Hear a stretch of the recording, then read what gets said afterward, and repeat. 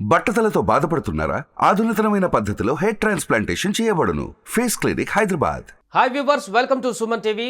IPL 2024 match number 15 ఈరోజు జరగబోతుంది. RCB versus LSG.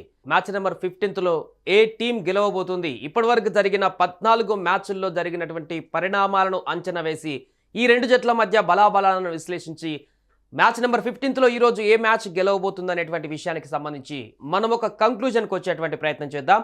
ముఖ్యంగా గడిచిన 14 మ్యాచ్లలో పూర్తిగా 13 సొంత వెన్యూలో జరిగినటువంటి మ్యాచ్లలో 11 మ్యాచ్లు కూడా హోమ్ టౌన్లో ఆడినటువంటి మ్యాచ్లు గెలవడం జరిగింది. 2 మ్యాచ్లు మాత్రము సొంత వెన్యూలో ఆడినా కూడా ఓడిపోవడం జరిగింది. తాజాగా ముంబై వాంఖేడలో ఓడిపోయింది. అంతకుముందు ఆర్సీబీ బెంగళూరులో జరిగినటువంటి మ్యాచ్లు కూడా ఓడిపోవడం జరిగింది. మిగతా అన్ని మ్యాచ్లు కూడా 14 మ్యాచ్లలో 11 మ్యాచ్లు హోమ్ టౌన్లో గెలిచాయి. ఒక మ్యాచ్ బ్యాలెన్సింగ్గా జరిగినటువంటి వెన్యూలో చెన్నై సూపర్ కింగ్స్ వర్సెస్ డీసీలో విశాఖపట్నం వేదికగా జరిగినటువంటి ఈ మ్యాచ్లో కూడా డీసీ గెలవడం జరిగింది. సో అనూహ్యమైనటువంటి గతంలో మనం చెప్పుకోవడం జరిగింది, ఐపీఎల్లో లాజిక్ల కంటే కూడా మ్యాజిక్లు ఎక్కువ కనిపిస్తాయని.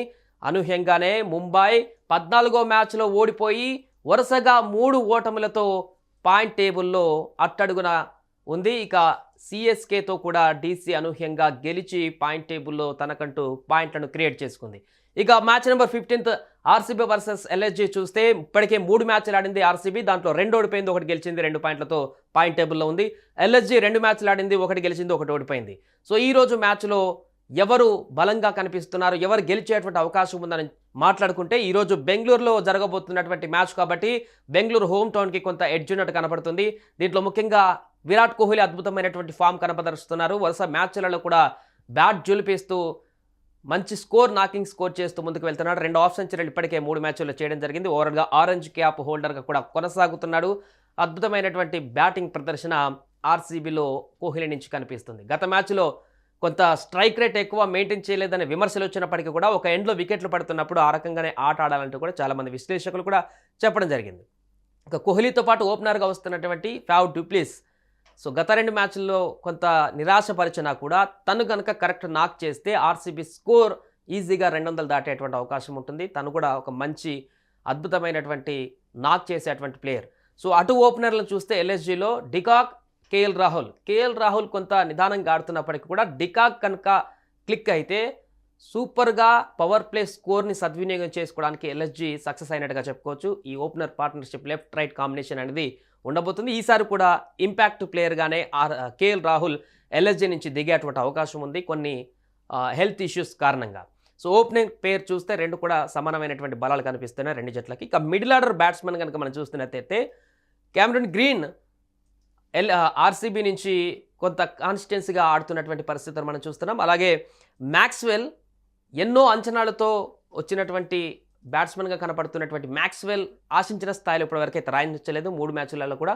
సో అతను కనుక ఫామ్లోకి వస్తే, అతను కనుక బ్యాట్ జులిపించడం మొదలు పెడితే ఆర్సీబీని మిడిల్ ఆర్డర్లో ఇంకా ఎవరు కూడా టచ్ చేయలేనటువంటి పరిస్థితి ఉంటుంది. సో అతను కూడా ఈరోజు కీలకమైనటువంటి పాత్ర పోషించే అవకాశం ఉంది. ఇక దినేష్ కార్తిక్ ఎండింగ్లో వచ్చినటువంటి కొన్ని బంతులైనా కూడా సద్వినియోగం చేసుకుంటూ క్లైమాక్స్ అయితే పర్ఫెక్ట్గా ముగిస్తున్నాడు. సో ఇది దీని మిడిల్ ఆర్డర్. ఇక ఎల్ఎస్జీ మిడిల్ ఆర్డర్ కనుక చూసినట్లయితే అక్కడ నికోలస్ పూరన్ వెస్టిండీస్ ప్లేయర్, తన గురించి ప్రత్యేకంగా చెప్పుకోని అవసరం లేదు. సందర్భాన్ని బట్టి విపరీతమైనటువంటి హిట్టింగ్తో స్కోర్ని పరుగులు పెట్టించేటువంటి బ్యాట్స్మెన్. సో అక్కడ బలమైనటువంటి మిడిల్ ఆర్డర్ కూడా కనపడుతుంది ఎల్ఎస్జీలో. అదేవిధంగా ఆయుష్ బద్దోని కూడా మంచి ఫామ్ కనపరుస్తున్నాడు ఈ మధ్యకాలంలో. దీపక్ హుడా ఉంటాడా ఈ మ్యాచ్లో, కృణాల్ పాండ్యా ఉంటాడనేది కూడా ఒక క్వశ్చన్ మార్క్గా మిగిలింది. ఎవరున్నా కూడా కృణాల్ పాండ్యా ఉంటే ఆల్రౌండర్గా పనికి వస్తాడు, దీపక్ హుడా ఉంటే బ్యాట్స్మెన్ లాగా పనికి వస్తారు. సో వీళ్ళతో కూడా మిడిల్ ఆర్డర్ బ్యాట్స్మెన్ అయితే బలంగానే కనిపిస్తుంది. ఇరు జట్లకు కూడా సమానంగానే ఉన్నట్టు కనపడుతుంది. ఇక బౌలింగ్ విషయానికి వస్తే ఎల్ఎస్జీలో రవి బిష్నోయ్ స్పిన్నర్ అద్భుతమైనటువంటి బౌలింగ్ చేస్తున్నాడు. అదేవిధంగా మయాంక్ యాదవ్ చూసాం గత మ్యాచ్లో అత్యధిక స్పీడ్ బౌలింగ్ చేసి పదునైనటువంటి బంతులు విసురుతూ బ్యాట్స్మెన్లకు సవాల్ విసురుతున్నాడు ఈ బౌలర్. సో తను కూడా బలంగా కనిపిస్తున్నాడు. మోషిన్ ఖాన్ ఉన్నాడు, నవీన్ హక్ ఉన్నాడు. నవీన్ హక్ ఇంకా ఆశించిన స్థాయిలో ఫామ్లోకి రాకున్నా కూడా నవీన్ హులాక్ అద్భుతమైనటువంటి బౌలర్ కాబట్టి పేస్ బౌలింగ్ అదేవిధంగా స్పిన్ బౌలింగ్ కూడా కృణాల్ పాండ్యా పార్ట్ టైం బౌలర్గా ఎలాగ ఉన్నాడు. సో అది కనిపిస్తుంది. ఇక ఆర్సీబీలో కూడా సిరాజ్ ఉన్నాడు, అదేవిధంగా ఎస్ దయల్, జోసెఫ్ ఎలాగా ఉన్నారు. సో బలమైనటువంటి పోటీ అయితే బ్యాట్స్మెన్ బౌలింగ్లో మనకు కనిపిస్తుంది. సో హోమ్ టౌన్ గేమ్ కాబట్టి ఆర్సీబీ కొంత ఎడ్జ్ ఉండేటువంటి అవకాశం ఉంది. డూప్లిస్ కనుక మ్యాక్స్వెల్ కనుక హిట్ అయితే ఆర్సీబీ విజయం ఈరోజు పక్కా. మ్యాచ్ నెంబర్ 15లో ఆర్సీబీ విజయం పక్కా అనేటువంటి విషయం అయితే మనకు అంచనాకు రావచ్చు. దీంతో 4 పాయింట్లు ఖాతాలో వేసుకొని పాయింట్ టేబుల్లో ఆర్సీబీ ఈరోజు ముందుకు వెళ్ళేటువంటి అవకాశం ఉంది. సుమన్ టీవీలో మీ పర్సనల్ అండ్ బిజినెస్ ప్రమోషన్స్ కోసం కింది నెంబర్కి కాంటాక్ట్ చేయండి.